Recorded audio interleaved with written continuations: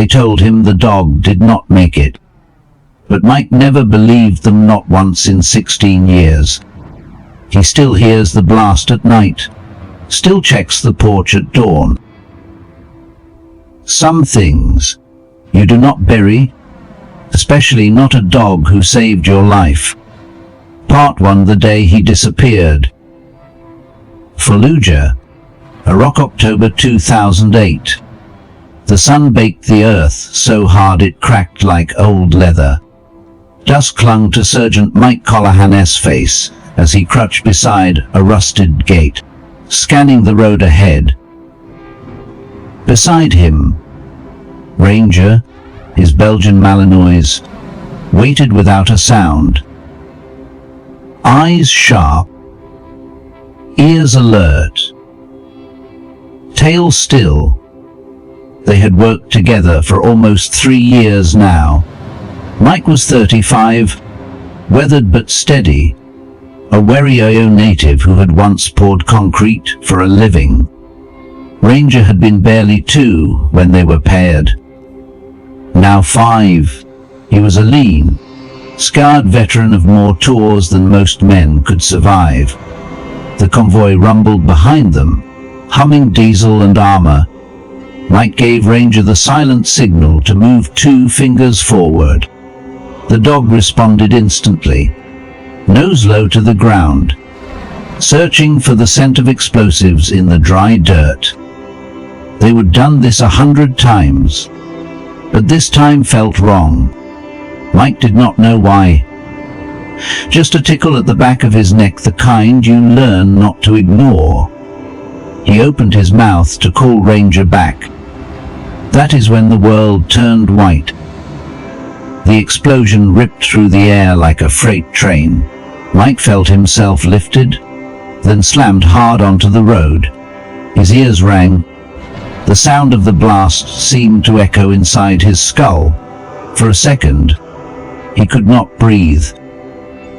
Then, screaming, metal,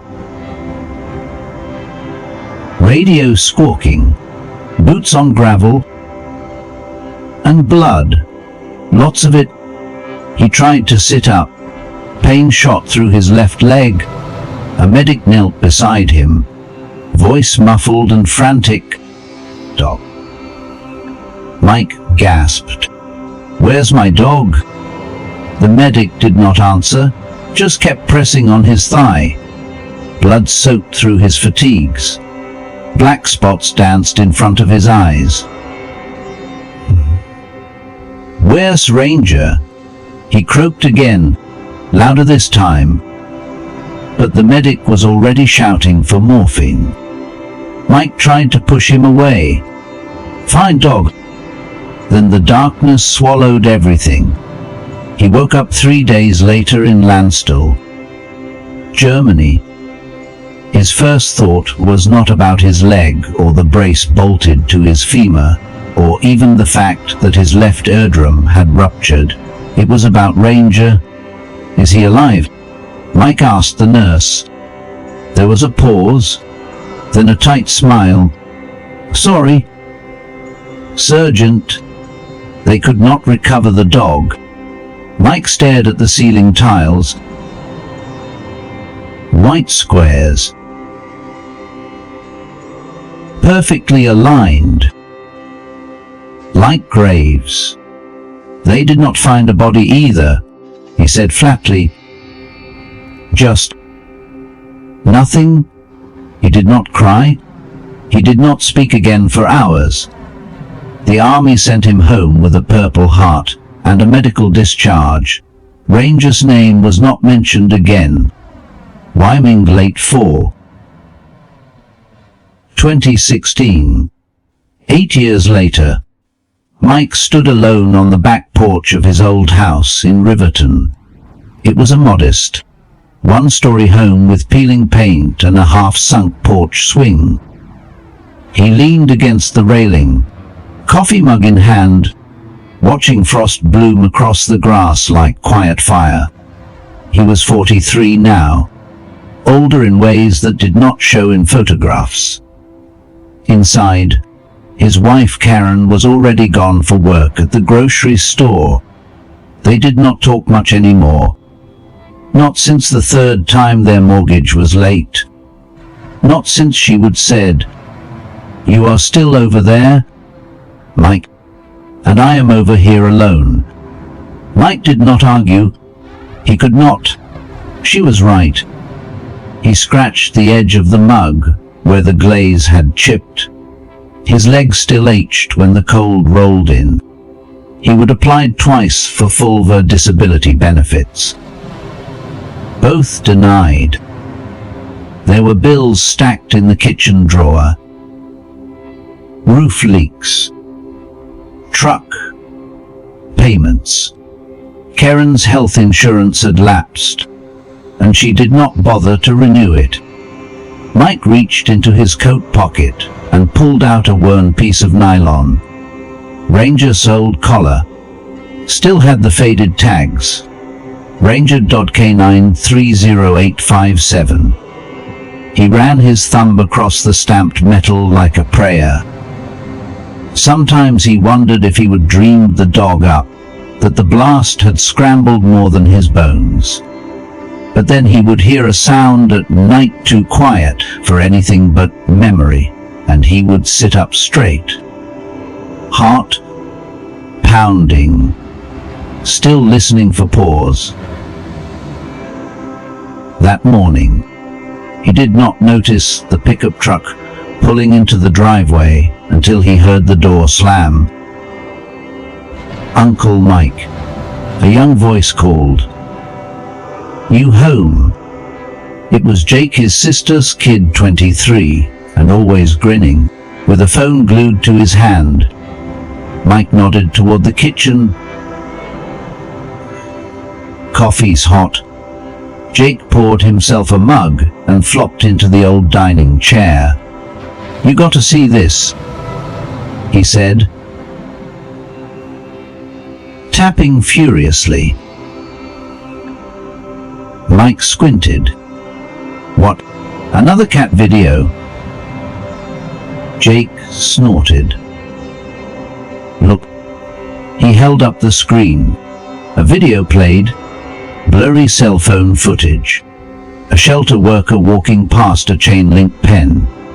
Inside sat a dog grey around the muzzle, thin, and with a stiff back leg. Somebody found him wandering near Cheyenne. "No chip," Jake said, "but look at that scar." Left shoulder.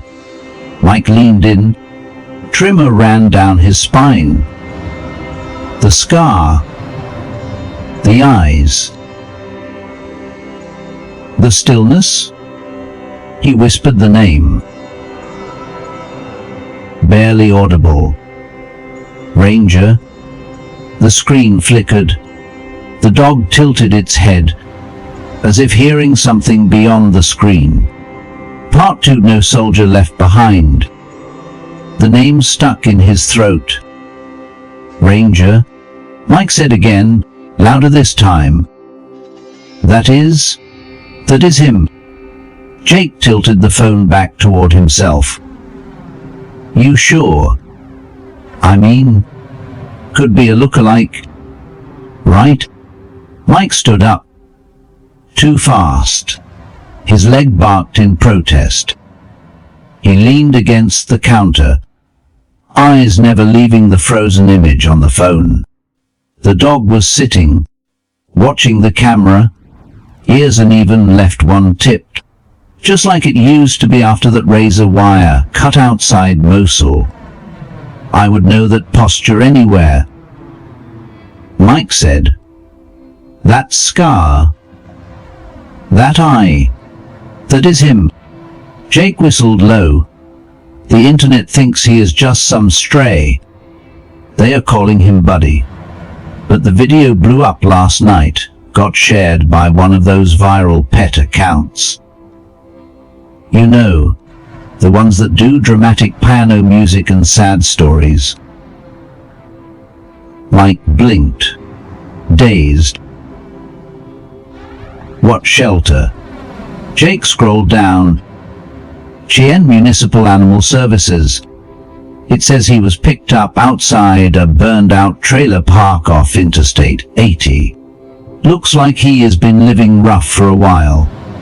They are holding him for 5 more days unless someone claims him.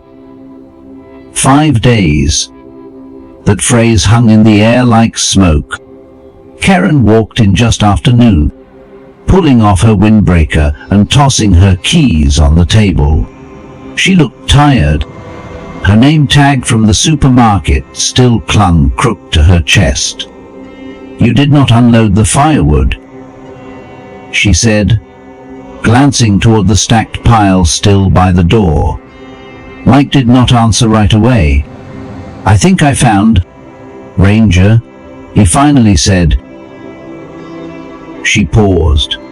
"Sorry." He turned, holding out the phone. Jake found a video online. There is a dog in a shelter down in Cheyenne. Looks just like him. The scar's the same. Karen took the phone without much interest. Watched a few seconds. Her expression stayed flat. She handed it back. "Honey, it has been 8 years." "I know. You buried that dog," he said quietly. "I did not. I buried the thought of him. There is a difference." She crossed her arms. "Even if it is him." "What then? You can barely afford gas to Cody, let alone Cheyenne. And we can take in a dog not with the bills. Not with the roof leaking. Not with your knee like it is." Mike said nothing. She walked away. A minute later, he heard the bathroom door close harder than it needed to. That night, Mike could not sleep. He sat on the porch in the cold, the screen door creaking in the wind, the night air smelling faintly of wood smoke and regret. He opened his phone, an old model with a cracked case, and watched the video again.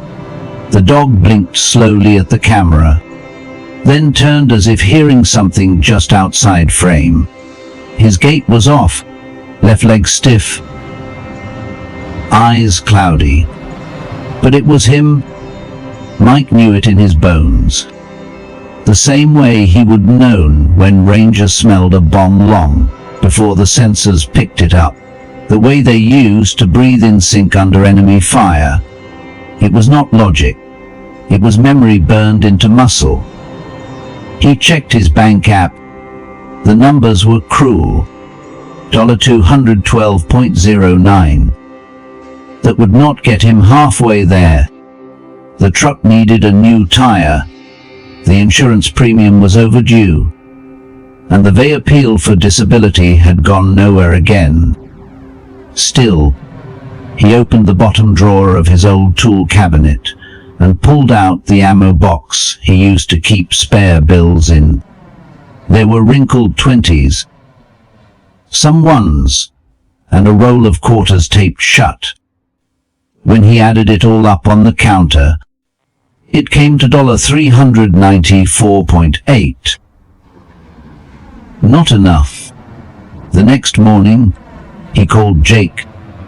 "You still working part-time at the mechanic shop?" "Yeah. Tuesdays and Thursdays." "I need your help." Mike said, "I need you to come with me to Cheyenne. I will drive. You just gotta keep me awake." Jake did not hesitate. "You are going for him. I'm not you. I have to." Mike said, "I did not leave him behind. He got left behind. And that was never the deal." They agreed to leave at dawn. Mike went outside and checked the truck. Tires were holding. Moore's Law. The heater had a busted fan, but it would have to do. Inside, Karen stood in the doorway watching him. "You really think that old dog is still yours?" she asked. Mike did not answer directly. "I never stopped listening for him," he said instead. She looked away. Her voice softened. "You know this won't fix things between us, right? I am not trying to fix us." Mike replied, "I am just trying to keep a promise." He packed light, a change of clothes, a half jar of peanut butter, 2 plastic bowls, and Ranger's soled collar. It still smelled like sweat and dust and time. On the way out, he paused by the wooden cross he would nailed to the fence years ago. Ranger Year 2008. He pulled it down gently. "I think you are coming home," he said. Jake arrived, with a thermos of black coffee and a second-hand piece. "It is a 6-hour drive if traffic's light," he said. Mike started the engine. It groaned, then caught. The sun had not risen yet, but the eastern sky was beginning to turn grey. He adjusted the mirror. For the first time in years, he did not feel like he was running from something.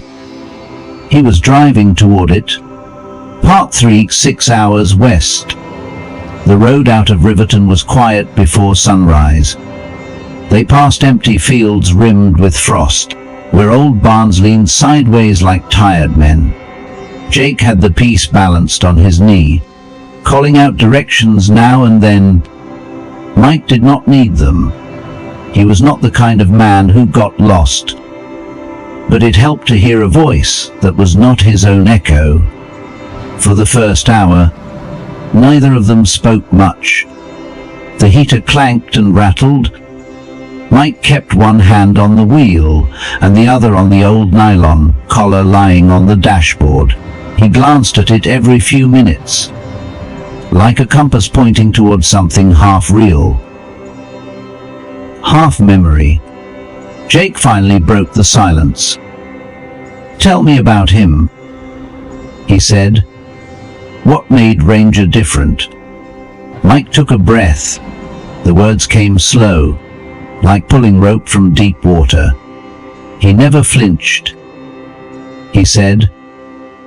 "Not once. Not in the smoke. Not in the sand. Not when bullets hit close. But it was not just that." He adjusted the rearview mirror. He used to sleep with his back pressed against mine, like he was saying, "If something comes, I will take it first." The dog did not just follow orders. He understood me. Jake nodded. "Quiet, kinda like family." Mike did not answer. He did not have to. They stopped at a gas station outside Rawlins. Mike topped off the tank while Jake grabbed jerky and 2 coffees from inside. The pump clicked off at $72.14. Mike stared at the receipt like it had betrayed him. He limped back to the truck, legs stiff from sitting. The cold had settled into his joints. Jake handed him a coffee. "You okay?" Mike forced a nod, but his hand trembled as he took the cup. Back on the road, the landscape flattened into wide plains and rust-colored scrub brush. The sky stretched forever. Somewhere in that sky, Mike imagined the sandstorms of Iraq, the dark days, the echo of radio static through a helmet headset. Echo 1, hold. Dog is on the road. Copy that. Sarge, your canine has got something. He could still hear the voice of his spotter. He could still see Ranger go stiff, nose low, tail locked as they neared the edge of a convoy route. That was the day Ranger found a roadside bomb buried in a crushed soda can, wired to a pressure plate. The soldiers behind them owed him their lives. Mike sipped his coffee and swallowed hard. Twice, he said suddenly. The dog saved us twice. Not just me. Whole units. Jake looked over. You ever think about telling someone? Like, I dunno. Writing to the Vale again. Mike shook his head. They do not want war stories. They want paperwork. Ranger never had a medal. Just scars. By noon, the wind picked up. It whistled low across the hood of the truck as they crossed into Laramie County. The clouds were building gray and swollen. Snow by morning? Maybe. Jake leaned forward. We are 40 minutes out. Mike adjusted in his seat, pulled the collar from the dash, and traced his finger along the metal tag. Ranger K9 30857. That number meant nothing to the world now. Just digits. But to Mike, it was a promise. As they neared Cheyenne, the buildings grew taller. Road signs pointed to subdivisions and shopping centers. Everything looked new, newer than it had any right to be. Mike parked on a side street near the shelter. The lot was full pickup trucks, minivans, a school bus with cartoon paws painted on the side. Jake looked around. You sure about this? Mike nodded. I need to see him with my own eyes. The shelter was plain gray siding. Low roof. American flag flapping outside. Inside, it smelled of bleach and wet fur. A young woman with purple glasses sat behind the front desk, scrolling on a tablet. Mike cleared his throat. I am here for the dog in the video, the Belgian Malinois. They are calling him Buddy. She looked up. You are not the only one. She said. That post went viral. We have had calls from New York to Oregon. Jake muttered. Guess the internet really is watching. Mike leaned on the counter. Look, madam, I served with that dog. Era 2008. His name's Ranger. I have got his original collar. Dog tag. Everything. The woman studied him for a beat too long. Then stood. Follow me, she said. They walked through a narrow hallway lined with kennels. Dogs barked and lipped at the chain link. Some cowered. Some stared. Mike walked past them all. Heart thudding. Hand closed tight around the old collar. Then she stopped at the last kennel on the left. He was curled in the corner. Thin. Grey muzzled. One eye cloudy. The other still sharp. Still watching. The moment stretched. Silent as snowfall. Mike knelt slowly. Ranger, he said.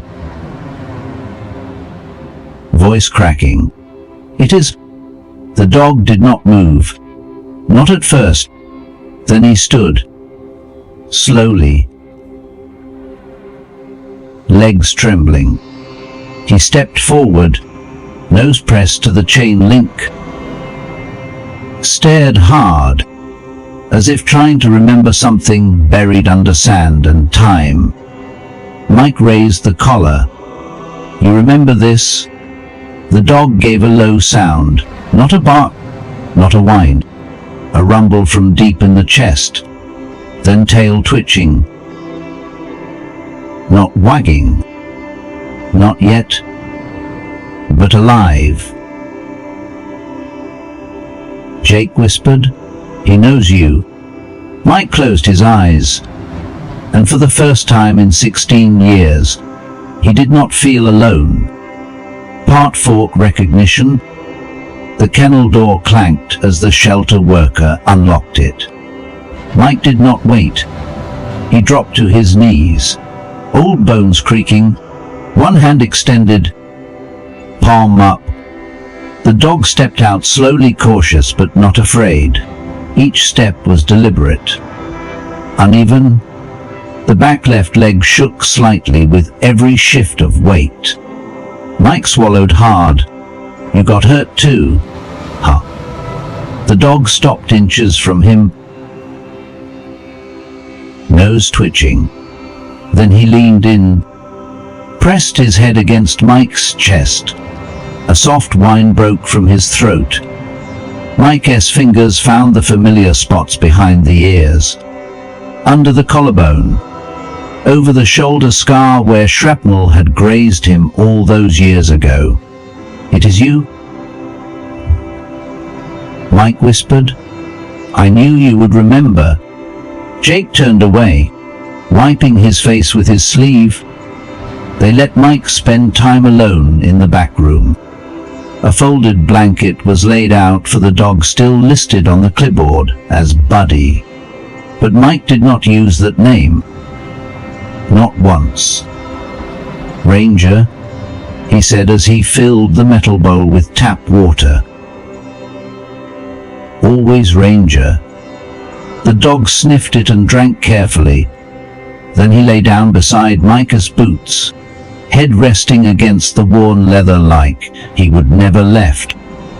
Mike reached into his coat pocket and pulled out a small plastic bag with dry kibble. "Not much," he muttered. "But it is yours." The shelter worker returned after half an hour. She looked surprised. "He does not let most people near him." Mike looked up. "He is not most people's dog." She gave a small smile but did not soften. "You will need proof of ownership and an adoption form. It is policy." Mike pulled the collar from his coat and held it out. "Tags military issued. You can cross-check the DOD number.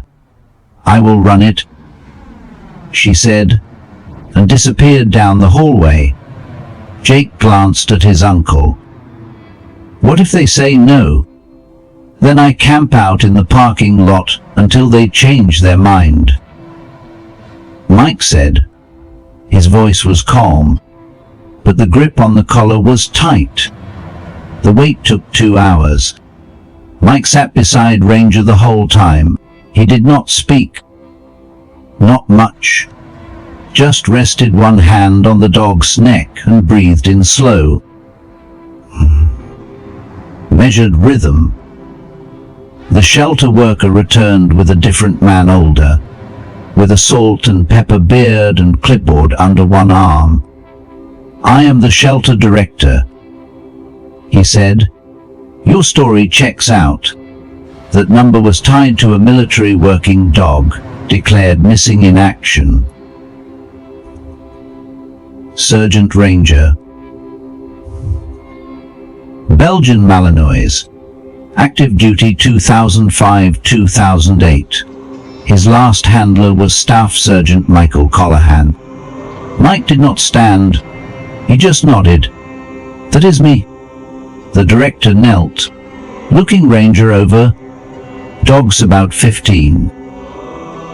Maybe 16. He's got arthritis in both hips. Cataract in the right eye. He won't have long." "I know," Mike said quietly. "But I owe him every day I have had since 2008. It is my turn." They went over the adoption forms together. Jake offered to cover the shelter fee with the cash in his glove box. Mike refused at first, but his nephew pressed it into his hand anyway. "Don't make this a pride thing," Jake said. "You already won. Take the help." The moment they signed the last page, the director handed Ranger's file to Mike. One of the pages had a line that read, "Behavioral. Withdrawn. Non-responsive. Alert around military-age males." Mike stared at it. "Alert around military-age males?" He muttered, "Yeah. Still on patrol. I'm not you." Ranger looked up at him then and wagged his tail once. Twice slow and tired, but clear. They walked out of the shelter just after 4 in the afternoon. The sky was turning copper. Mike opened the back of the truck and laid down an old blanket. Ranger hesitated, then climbed in 1 foot at a time, curling into a soft heap of fur and bones and trust. Jake closed the door gently. Mike stood for a moment with his hand on the tailgate. "I spent years wondering if he died in pain," he said, "but now I know. He just kept looking for me." Jake did not say anything, just clapped him on the shoulder. As they pulled out of the parking lot, Ranger lifted his head and stared out the window. Ears low, eyes blinking into the wind. Mike reached across the console and touched the old collar, now lying beside the truck's worn gear shift. He did not speak, but he was already writing the next letter in his head, one to the Vale, another to the Dodd, maybe even one to Congress. Because this time, someone was going to hear Ranger's story. Part 5, Welcome Home. Soldier. They made it back to Riverton just past midnight. The town was quiet, the way small towns get after dark, only the hum of streetlights and the creak of old fences in the wind. Mike turned down his street slowly, headlights washing over frost-covered lawns and sagging mailboxes. Karen's car was gone. She must be stayed at her sister's again. Lately, she did that more often. Mike parked in the gravel drive, turned off the engine, and just sat for a moment. Ranger was curled up on the back seat, unmoving except for the slow rise and fall of his ribs. Jake reached for the door handle. "You good?" Mike nodded. "Yeah. Thanks for going." Jake smiled. "I will tell Mom you are still crazy. Would he be wrong?" Mike carried Ranger inside, wrapped in the old wool blanket. The dog did not protest. His joints were stiff, legs dragging. Mike placed him gently on the worn couch by the window, where Ranger immediately tucked himself into a loose coil, muzzle resting against the armrest.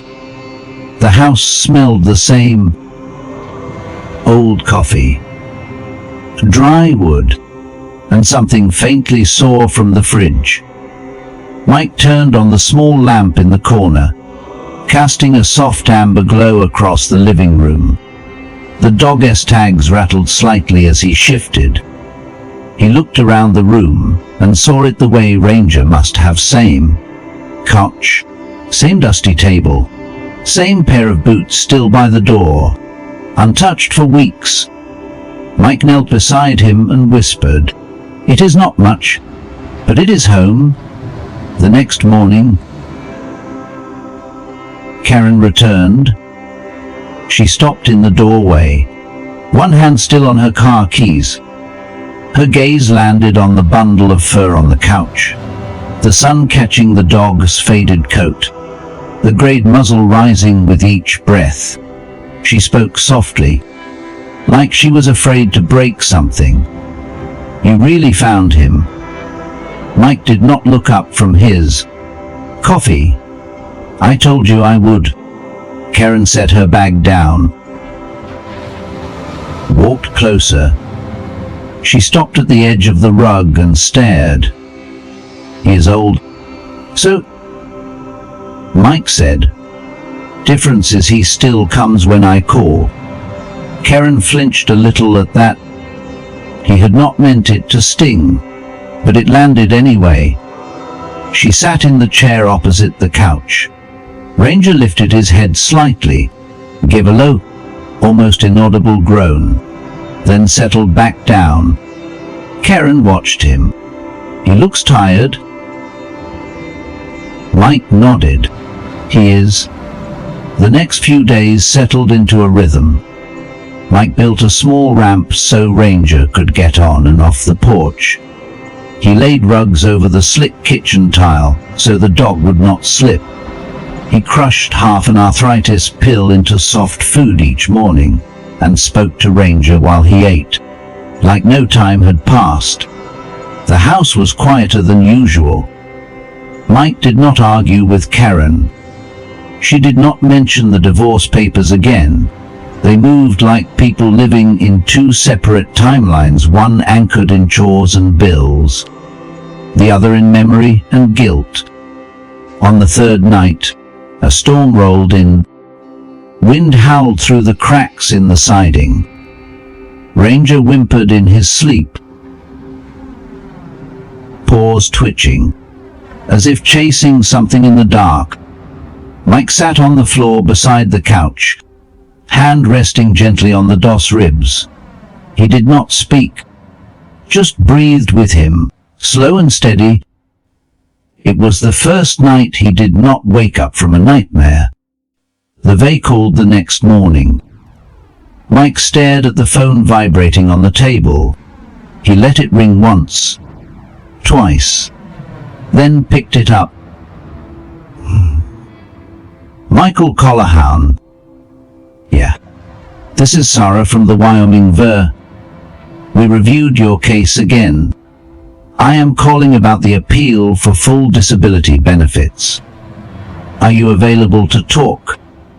Mike looked over at Ranger, who was lying by the window.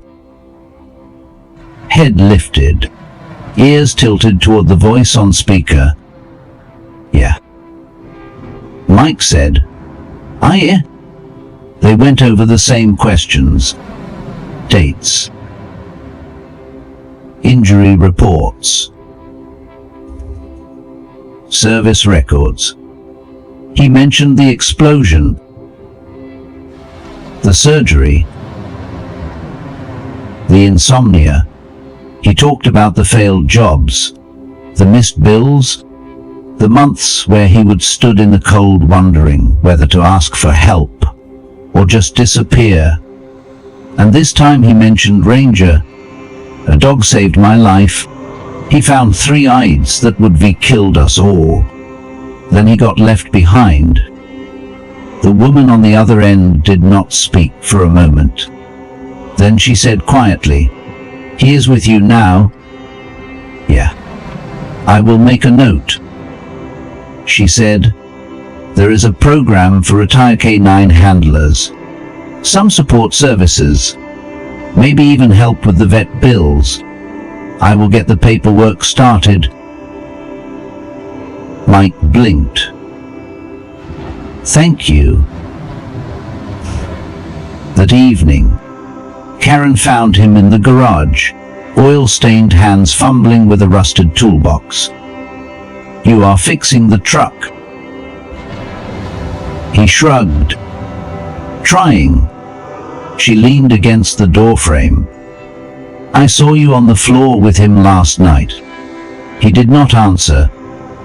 She looked at the dog bed he would built from an old crate, and a pillow wrapped in one of his old fatigues. "I know I have not been here in a long time," she said. "Not really." Mike looked up. Karen continued, "But I see him here, and I see you again. You were not here before?" He nodded slowly. "Maybe neither of us were." They stood there a while, in the smell of oil and sawdust and time. Ranger bonds from inside. It was weak, more breath than voice. But it was enough. Mike wiped his hands on a rag, stepped into the doorway, and called back, "I hear you. I am coming." Part 6. When the world looks in. Ranger's breathing grew shallower by the end of the week. He still wagged his tail when Mike walked into the room, still lifted his head when Karen opened the fridge, but it was slower now. Like everything took more effort. His joints popped audibly when he stood. His steps became cautious, deliberate, like each one required permission from his bones. Mike noticed the signs. He did not say them aloud, but he noticed. The water bowl stayed full longer. Ranger took more naps, often in the same spot by the window, chasing dreams only he could see. Karen suggested the vet. Mike shook his head. He does not need another exam. He needs peace. But that night, he knelt beside Ranger with a flashlight and watched the dog's right eye, cloudier than before. When he touched the spot above the ribs where old wounds lived, Ranger flinched. The next morning, they went. Halbrook had been their local vet for decades, a slow-moving man with a gentle voice and skin like aged parchment. He did not ask questions when Mike walked in with a blanket-wrapped dog in his arms. They weighed Ranger 49 pounds, down 7 from his last shelter note. The doctor listened to the heart, checked the hips, probed the abdomen. The silence in the exam room was broken only by the hum of fluorescent lights and the scratch of a pen on a clipboard. Finally, Halbrook leaned back on his stool and sighed. "You have got a fighter," he said, "but his time's running thin." Mike nodded. "I figured. He is not in pain yet," the vet added, "but it is coming. Arthritis, liver strain, maybe even cancer. He has got days, weeks if you are lucky." Mike looked down at Ranger, lying calmly on the table, one paw dangling off the side, as if he were just resting at home. "Then we make the time count." That afternoon, Mike posted something he never thought he would. He took a photo of Ranger lying in the sun on the porch, wrapped in an old army blanket, and wrote, "16 years ago, Ranger saved my life in Fallujah. I thought I lost him in the blast. We found each other again last week. He is home now. He is tired, but he is still my partner. He did not expect it to go anywhere. He did not even tag anyone." By nightfall, the post had 800 shares. By the next morning, it had 30,000. Local news came first, then regional, then national. A producer from a morning show called Karen's phone. Mike refused. Most interviews said it was not about him. But when a group of retired handlers started a fundraiser for Ranger's medical care, he allowed them to share their story. People from across the country wrote letters. Kids drew pictures. One Marine from California sent a framed photo of his old K9 and a note. "Some brothers wear fur. Semper Fi." Veterans groups reached out. An animal hospital in Casper offered free care. Even the mayor stopped by with a certificate and a plate of oatmeal cookies. Mike did not care about the attention, but Ranger did. He sat straighter on the porch now when visitors came. His ears perked up. Hum. However briefly, his tail tapped the floor in slow rhythms. It was like he knew this was for him, and he was proud. Karen started coming home earlier. Sometimes she brought treats for Ranger, soft ones he did not have to chew. She stopped rolling her eyes at Mike's military stories. She listened, even laughed once or twice.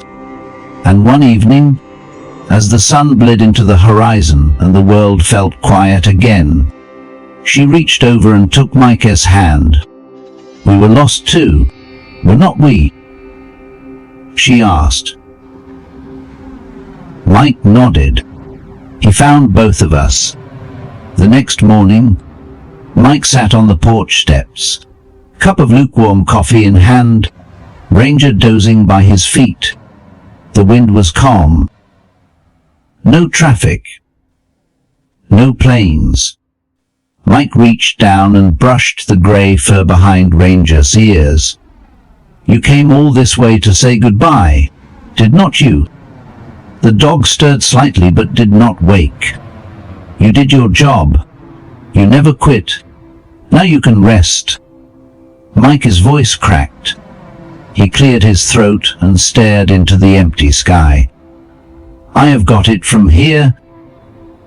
I promise." Part 7, Last Watch. The wind picked up that night. It rustled the dying leaves outside, knocked loose a shutter, and rattled the porch swing. Inside, the house was quiet. The television sat dark. The kitchen clock ticked louder than usual. Mike sat cross-legged on the floor beside the couch where Ranger lay curled under a soft fleece blanket. He was not asleep. Not really. His breathing had grown shallow, ribs rising in short, careful rhythm. His eyes stayed half open, clouded but aware. Mike reached over and gently placed a hand on the dog's side. The warmth was still there, faint, fading. "I remember our last patrol," he whispered. "You would not stop pacing before we left. You knew something was wrong."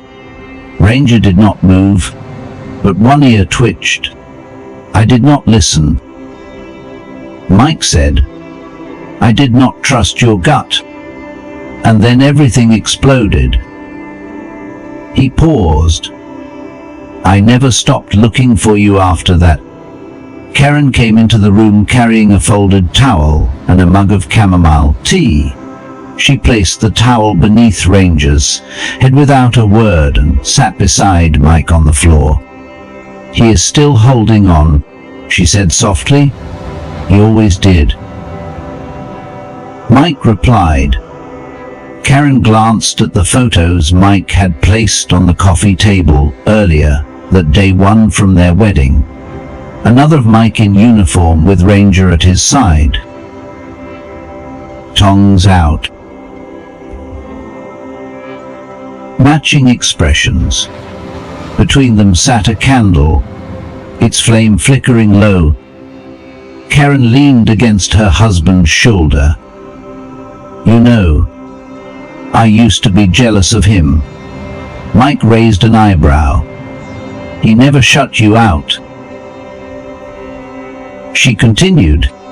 "He knew all your ghosts. And he stayed anyway." Mike exhaled, the sound half laugh, half sorrow, because he had ghosts too. By morning, Ranger could not stand any more. Mike carried him to the porch wrapped in the army blanket. He set him down gently on the crate bed, now layered with old t-shirts, including one that said Colohan Construction, Est. 1997. The sun had just begun to rise, thin gold slicing through the cold Wyoming air. Frost curled along the edges of the railing. The town was still asleep. Mike poured water into a shallow bowl. Ranger did not touch it. Jake arrived a few minutes later, his eyes already red. "You called." he said. Mike nodded. I figured he would want to see his team. Jake knelt by the dog and rested a hand on his side. You are going home soon, huh? Old man. Ranger let out a slow, drawn-out breath. That afternoon, letters began arriving. Handwritten notes from school kids in Pennsylvania, a small wooden box carved by a retired Navy carpenter, a folded American flag shipped from a family in Texas with the words, "For Ranger, the quietest hero." A woman from the local paper stopped by. She did not stay long, just dropped off the latest edition with a front-page story. A soldier comes home, the long journey of Ranger, the dog who never quit. Mike framed it and hung it in the hallway, just beneath his discharge papers. Not for himself, for the dog who brought him back.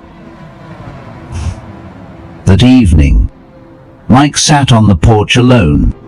Karen had gone inside to start dinner. Jake had returned to his apartment. The sky was clouding over. Ranger slept deeply, his chest rising slow. Steady. Distant.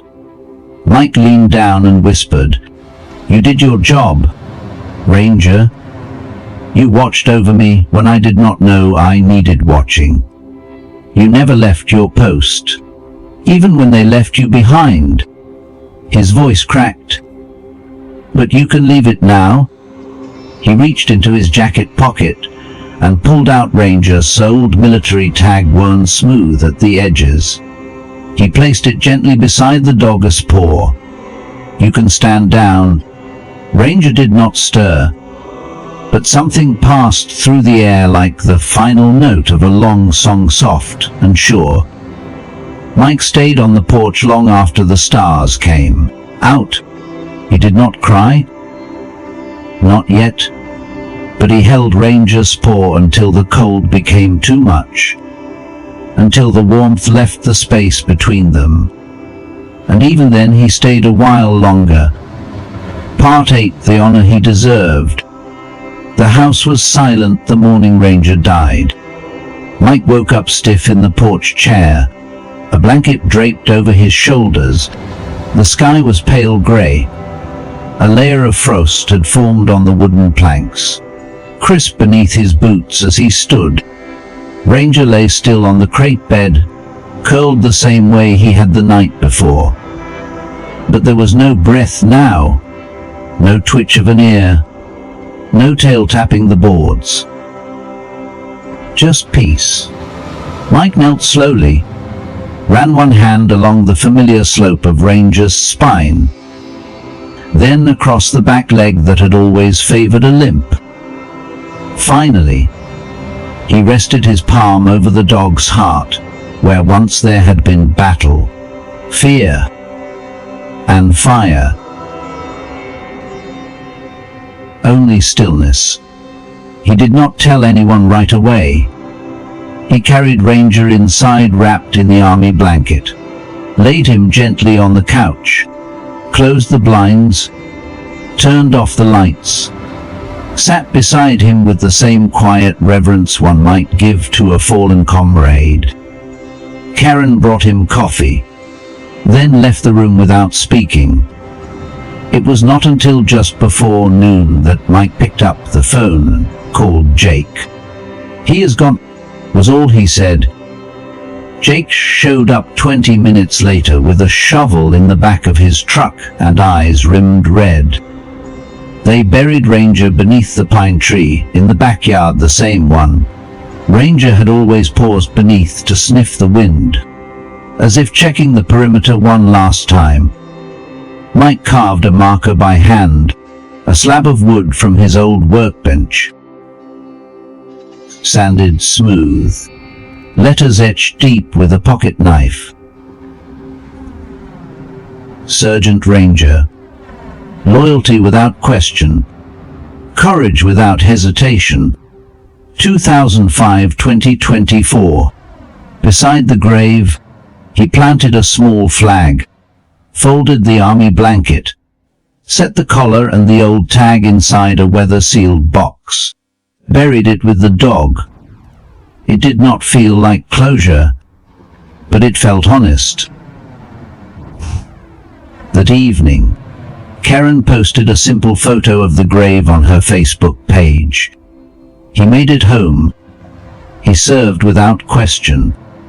He gave Mike back to me. Rest now, Ranger. It spread faster than either of them expected. A local radio host read it live on air. Dozens of neighbors dropped off food, cards, and folded flags. One woman brought a candle and knelt beside the grave without saying a word. And the mayor called, again this time to ask if they could hold a small public memorial. Mike hesitated. It feels strange, he told Karen. She smiled softly. So does grief. Let them say thank you. The memorial happened that Saturday. They held it at the park behind the VIF post, under a sky patched with clouds and sunlight. There were maybe 50 people, veterans, kids, shelter volunteers, a local high school color guard. A bugler played taps. A retired handler spoke about the bond between soldier and dog. The sheriff read a poem about loyalty. We use your personal data for interest-based advertising, as outlined in our privacy notice. When it was Mike's turn to speak, he stepped to the mic and held up Ranger's sold tag. This does not look like much, he said. Just a piece of metal. He paused, voice low, but to me, it was a promise that no matter what happened out there, I would bring him home. He swallowed hard. It took 16 years, but I kept my word, and in the end, he kept his. After the service, people came up to shake Mike's hand. Some gave hugs.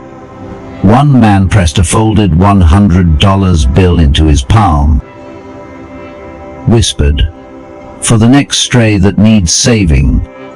Mike did not argue. He just nodded. The crowd eventually thinned. The sun dipped low. Jake stood beside him, looking out across the empty field. "You ever think about writing it all down?" he asked. His story. Your story. Hell. Our story. Mike considered it. I am not a writer. You do not have to be. Jake said. You just have to tell the truth. Mike looked up at the flag now flying half-mast above the VIFO post.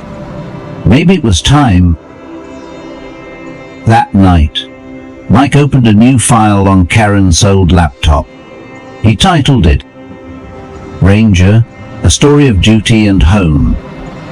Then he stared at the blinking cursor and typed the first line. They told me the dog did not make it, but I never stopped listening for his paws on the porch. Part 9, Something to Build. The first message came 2 weeks after the memorial. A woman from Nebraska had seen the story online. Her husband, a former army medic, had been struggling with PTSD and had not spoken more than a full sentence in months. She said he cried for the first time in years watching Ranger's tribute video. He wanted to adopt a dog. Mike read the message 3 times. Then he leaned back in his chair and stared at the photo framed above his desk. Ranger, tongue lolling, seated beside a crate of mirrors, sand-caking his paws. You are not done helping people, he muttered. He called Jake the next day. I want to start something, he said. Something small, just real. Jake did not even ask what it was in, he said. They called it Rangers Watch, a local program connecting veterans with aging or at-risk dogs from shelters across the region. No fancy website, no big sponsors, just a few flyers printed at the library and word of mouth through FF halls and community boards. The first pairing happened quietly. Korean War vet named Dale and a one-eyed Labrador named Cookie. Mike helped build a ramp for her and delivered the dog bed himself. It was the first time Dale had left the house in months. Word spread. Donations trickled in $5 here, 20 there, sometimes a check with a sticky note. For the next ranger, Karen offered to handle the paperwork and scheduling. Jake created a simple logo, a paw print pressed over a faded American flag, and had it stitched onto a handful of trucker hats. They gave the first one to Mike. He did not take it off for days. Mike's book came together slowly. Every night, he would sit with Karen by the fire, laptop on his knees, Ranger's collar on the table beside him like a compass. The words were not perfect, but they were honest. He did not try to make himself sound brave. He did not hide the anger or the years he would lost. He just told the truth. He never barked when things were dangerous. He just got quiet, focused. Sometimes I think that is how soldiers survive, by becoming still when the world breaks open. By spring, he had 142 pages. He printed 3 copies, one for the local library, one for Jake, and one he buried in a weatherproof tin beside Ranger's grave. On Memorial Day, they held a gathering at the house. Nothing official, just friends, neighbors, and a few folks from out of town who'd heard about the soldier and the dog. Karen made sandwiches. Jake brought folding chairs. A Vietnam vet named Walt played the harmonica while kids ran between the trees. Someone had brought flowers for Ranger's grave. Mike did not know who. The wooden marker had weathered some, but the letters still held. After everyone left, Mike stood alone in the backyard, hat pressed to his chest. "I kept my word," he whispered, "but you kept me alive long enough to do it." That night, as thunder rumbled in the west, Mike sat at his desk and opened a new letter from the Vale. "Your application for full disability benefits has been approved." He read it once, then again. Then he placed it beside Ranger's tag on the shelf and smiled. "I guess they finally listened," he said aloud. The room was quiet, but somehow it did not feel empty. Part 10. The watch continues. Summer came slowly to Riverton. The grass turned greener in patches. The pine tree over Ranger's grave dropped cones like offerings. Karen planted sunflowers along the fence line. The roof finally got repaired, thanks to a local crew who refused to charge Mike a dime. They said Ranger already paid. Karen told him. Mike just nodded. Ranger's watch kept growing.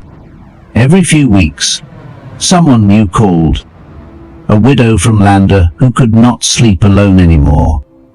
A Marine amputee in Gillett who needed a reason to get up in the morning. A retired dispatcher who said she missed having someone waiting by the door. Mike delivered the dogs himself when he could. He brought supplies, listened to stories, built ramps. fixed latches, never made speeches, never charged $1. They always asked him how it started. He always gave the same answer: he came back, so I could keep going. One morning in late August, a letter arrived from Washington. Inside was a citation from the Department of Defense, a formal apology for the misclassification of Ranger's disappearance, a posthumous commendation, and a gold medallion engraved with, "For service without hesitation, loyalty without doubt, Sergeant Ranger, mid 30857. Mike held it in both hands for a long time. Then he brought it out to the grave and buried it beneath the marker. No medal ever meant more. He said. That fall, Karen retired early from the grocery store. She joined Mike full-time in the work organizing transport runs, calling shelters, managing a modest fund for vet bills and food. They fought less, talked more, walked hand in hand to the post office. The divorce papers stayed tucked in the back of a drawer. Neither of them touched them again. Not everything was perfect, but it was whole. On the first snowy morning in November, Mike built a small bench beside Ranger's grave. He sanded the wood smooth, carved 3 words into the backrest.